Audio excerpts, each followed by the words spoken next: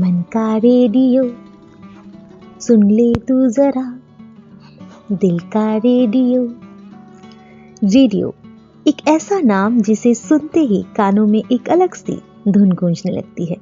आज देश दुनिया ने जितनी भी तरक्की कर ली हो, रेडियो आज भी हमारी जिंदगी का एक अटूट हिस्सा है जो हमसे बिल्कुल भी दूर नहीं। शायद इसी वजह से हर साल 13 फरवरी को वर्ल्ड रेडियो डे के रूप में मनाया जाता है। बूंदे की पॉडकास्ट सर्विस पर मैं हूं आपके साथ, आपकी जानी पहचानी गीतांजलि। बोले तो गीत बोल सकते हैं आप मुझे। ये नाम भी मुझे कहीं ना कहीं रेडियो ने ही दिया है, क्योंकि रेडियो और गीतों का तो एक अटूट रिश्ता है ही। बूंदे पर मेरी ओर से आपके लिए विश्व रेडियो दिवस की बहुत बहुत बधाई और उसके उपलक्ष्य पर एक भेंट। वर्ल्ड रेडियो डे, इसे किसी ऐतिहासिक दिन के रूप में नहीं मनाया जाता, क्योंकि जब दुनिया में 70-80 के दशक में टेलीविजन फैलना शुरू हुआ था, तब आशंका जताई जा रही थी कि रेडियो, जिसे लोग ट्रांजिस्टर के नाम से भी जानते हैं, वो खत्म हो जाएगा। लेकिन ऐसा बिल्कुल भी नहीं हुआ, बल्कि इसका प्यार, इसका मोह दिनों दिन बढ़ता गया और 13 फरवरी को लोगों में रेडियो के प्रति जागरूकता फैलाने और उसके महत्व को बताने के लिए मनाया जाने लगा।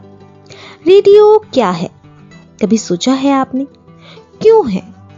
आज भी क्यों लोग इसे शिद्दत से सुनते हैं? क्योंकि रेडियो सूचना के आदान प्रदान का एक बेहतरीन जरिया है। एक जमाने में रेडियो तेज संचार यानी सूचना के आदान प्रदान का प्रमुख साधन बन गया था। उससे पहले टेलीग्राफ थे, तार इस्तेमाल किए जाते थे, लेकिन रेडियो ने संचार में क्रांति ला दी। दुनिया में इसके जरिए ऐसी जगहों पर भी सूचनाएं, खबरें पहुंच जाती थी जहां सोचा भी नहीं जा सकता था। कब और क्यों हुई थी इस दिन की शुरुआत, आइए आपको बता देते हैं। फरवरी 13 को विश्व रेडियो दिवस मनाए जाने के लिए स्पेन रेडियो अकेडमी ने 2010 में पहली बार प्रस्ताव रखा था। इसके बाद वर्ष 2011 में यूनेस्को के सदस्य राज्यों द्वारा इसे घोषित किया गया और 2012 में संयुक्त राष्ट्र महासभा द्वारा इसे अपनाया गया था।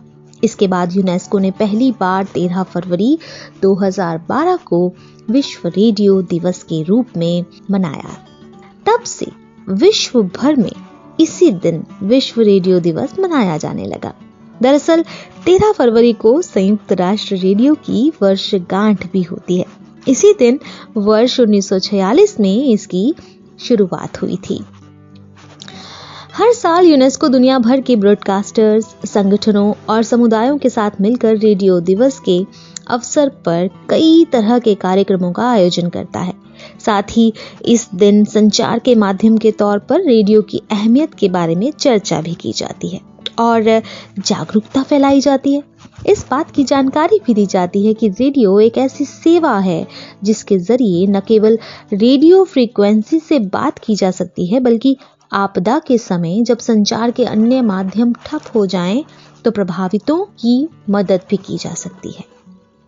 ये तो थी रेडियो दिवस की कुछ जानकारी, जिसे आप सुन रहे थे गीतांजलि के साथ। बोले तो गीत बोल सकते हैं आप मुझे।